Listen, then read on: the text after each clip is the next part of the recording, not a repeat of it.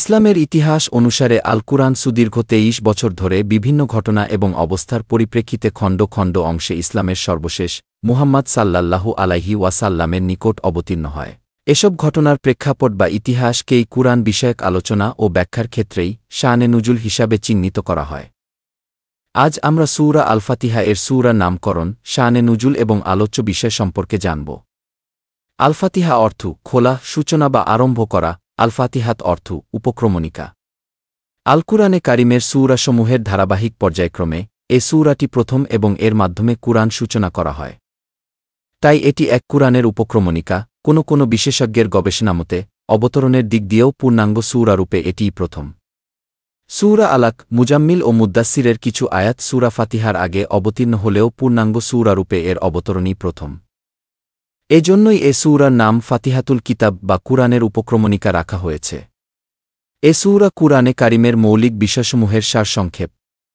তাই এ সূরার একটি নাম উম্মুল কুরআন ও উম্মুল কিতাব বা কুরআনের মূল। এ সূরাকে আশরাবুল মাসানি বলেও অভিহিত করা হয়। সূরা আল ফাতিহা এর আলোচ্য বিষয়। সূরা ফাতিহার আয়াত সংখ্যা ৭। প্রথম ৩ আয়াতে আল্লাহ তাআলার প্রশংসা ও শ্রেষ্ঠতম গুণাবলীর বিবরণ। মাঝের চতুর্থ আয়াতে আল্লাহর কৃতজ্ঞতা আদায়ের মূলনীতি আর শেষ ৩ আয়াতে বান্দার পক্ষ হতে আল্লাহ তাআলার প্রতি মৌলিক আবেদন পদ্ধতি বর্ণনা করা হয়েছে। বস্তুত মহান আল্লাহ তাআলা ও তার গুণাবলীর প্রতি আস্থা প্রকাশ, প্রশংসা করা, পরকালের প্রতি ঈমান গ্রহণ করা, একমাত্র তারই ইবাদত করা, তারই নিকট সাহায্য চাওয়া, তারই নিকট হিদায়াত প্রার্থনা করা এবং যাবতীয় ভ্রষ্টতা থেকে মুক্তির জন্য কেবল তার নিকট আবেদন করার শিক্ষা এই সূরায় প্রদান করা হয়েছে। আসলে সূরাটি একটি দোয়া বিশেষ।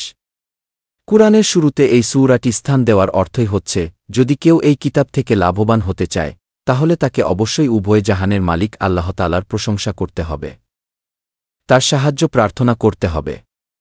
সাথে সাথে সূরার শেষান্তে বলে দেওয়া হয়েছে, সত্য পথের সন্ধান এবং ভ্রষ্টতা থেকে পরিত্রাণ দেওয়াই এ কিতাব অবতরণের মূল লক্ষ্য। সূরা আল ফাতিহা এর বাংলা অর্থ।